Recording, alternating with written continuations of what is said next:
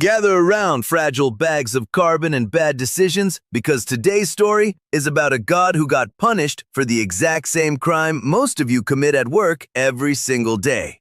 Doing something nice for someone who absolutely did not deserve it. His name was Prometheus, and unlike most of the deities running around ancient mythology getting drunk and turning into swans to chase mortal women, this particular titan had a genuinely inconvenient personality trait. He cared about you. Specifically, he cared about a freshly created, shivering, dim-witted species called humanity, which at the time possessed roughly the technological sophistication of a startled raccoon. No fire, no tools, no real ability to do anything except get eaten by literally everything else on the food chain and die of exposure the moment the sun went down. Zeus, the reigning CEO of Mount Olympus, had a very specific management philosophy regarding humanity, and that philosophy was, keep them weak, keep them stupid, and definitely do not give them fire. Because fire is what separates a frightened little mammal from a species capable of eventually building weapons, civilizations, and extremely passive-aggressive office emails.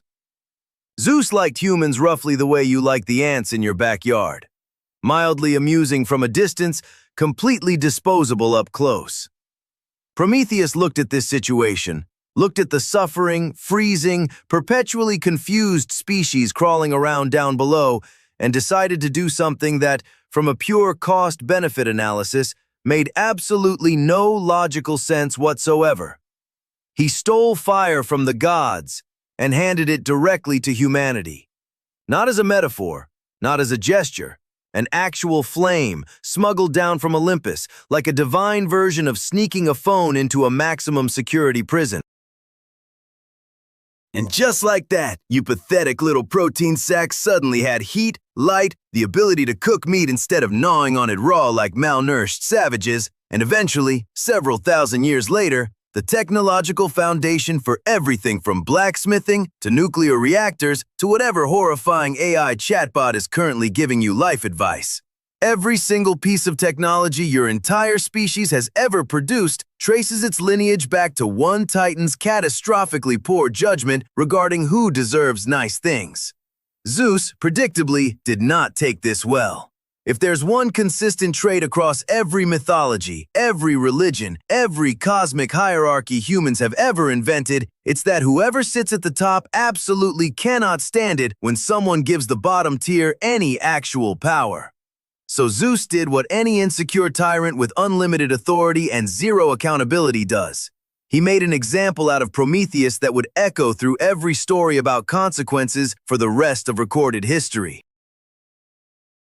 Zeus had Prometheus dragged to a remote mountain peak in the Caucasus, a location specifically chosen because it was far enough from civilization that no one would interrupt the punishment with anything as inconvenient as mercy.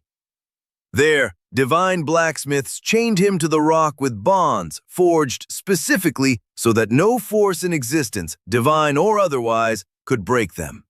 Permanent. Inescapable. The kind of consequence that makes your worst performance review look like a thank you card. And then came the part of the story that ancient Greeks apparently thought was a completely reasonable form of punishment to tell their children at bedtime. Every single day, an eagle, sent specifically by Zeus for this exact purpose, would fly down and eat Prometheus's liver. Not kill him, eat his liver specifically. Because the liver, conveniently, was the one organ the Greeks believed could regenerate. So every night, the liver would grow back, and every morning, the eagle would return to eat it all over again. Forever. Not for a few years, not for a dramatic decade of suffering that ends in a tidy moral lesson. Forever. As in, until another god eventually showed up centuries later and decided, enough was enough. Now here's the part where this stops being a quaint little bedtime horror story about ancient Greek liver damage and starts being uncomfortably relevant to your own pathetic little life. Because every single one of you watching this has at some point done something generous, something kind, something that cost you actual time, energy, or money for someone who either didn't deserve it, didn't appreciate it, or actively punished you for it afterward. You loaned a friend money you never saw again. You covered a coworker's shift and got thrown under the bus the moment something went wrong. You poured years into raising a child who, at 17, looked you dead in the eyes and said, "You don't understand anything about my life." You are Prometheus, every single time. The eagle just looks a little different depending on the decade. Sometimes it's a credit card statement. Sometimes it's a divorce lawyer. Sometimes it's simply the quiet, daily realization that the people you sacrifice the most for are the ones who remember it the least. And here's the genuinely fascinating part. The part that should disturb you far more than a bird eating an organ for eternity. Prometheus never once expressed regret, not in any version of the myth that survived multiple millennia of humans deciding which stories were worth keeping. He looked at an eternity of liver mutilation and apparently still considered giving you fire to be a reasonable trade.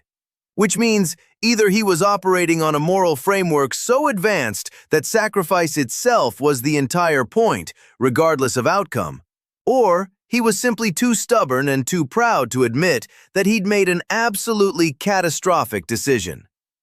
Knowing how most of you behave after an obviously bad investment, I'm inclined to bet on stubborn pride over noble virtue, but feel free to disagree, you delusional little optimists.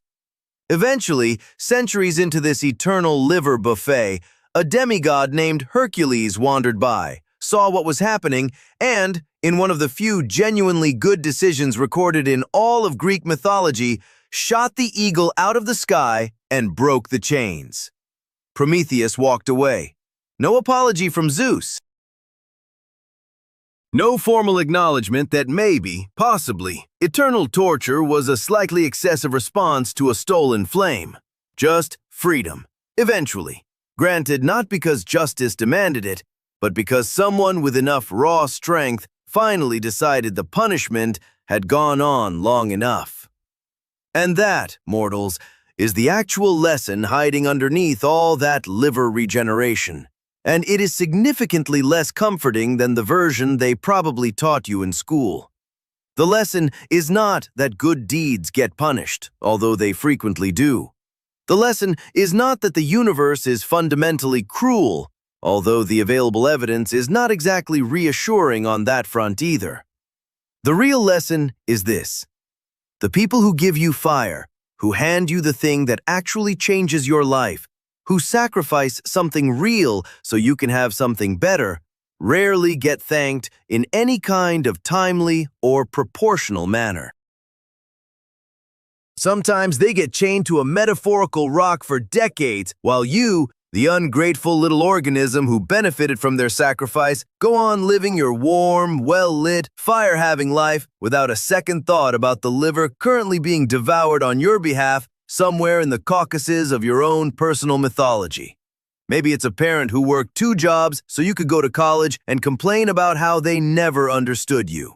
Maybe it's a friend who told you an uncomfortable truth that saved you from a catastrophic decision and you resented them for it instead of thanking them. Maybe it's simply every single person who has ever given you something valuable without expecting applause, while you were far too busy enjoying the fire to look up and notice who was bleeding to provide it. The good news, if you can call it that, is that the eagle eventually does get shot out of the sky. Eventually, someone notices. Eventually, the chains break. The bad news is that eventually can take several thousand years, and most of you don't have several thousand years. You have maybe 80. If your cardiovascular system holds up, and you stop eating like the malnourished savages Prometheus originally saved from starvation. So here's my one mildly constructive thought, buried inside an otherwise thoroughly depressing piece of ancient mythology. Maybe look up. Maybe notice who's currently feeding you fire while quietly losing a piece of themselves in the process. You'll probably figure it out eventually anyway. The only real question is whether you figure it out before the chains break or several thousand years too late.